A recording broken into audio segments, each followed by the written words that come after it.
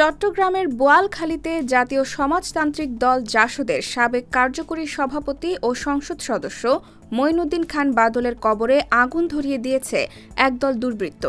বোয়ালখালী উপজেলার সরোয়ারতলী গ্রামে আহমদুল্লাহ খান বাড়ির পারিবারিক কবরস্থানে একদল দুর্বৃত্ত গাড়ি নিয়ে এসে এ ঘটনা ঘটিয়েছে। খবর পেয়ে পরে ঘটনাস্থলে গেছে বোয়ালখালী থানা পুলিশ।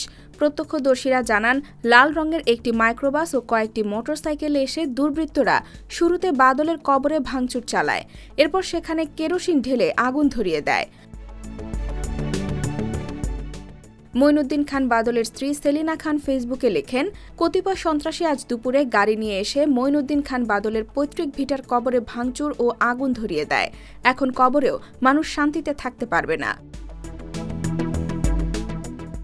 ক্ষোভ জানিয়ে তিনি বলেন, একটি নিরপেক্ষ সরকারের আমলে যদি মানুষ কবরেও শান্তিতে থাকতে না পারে, তাহলে আমরা কোথায় যাব?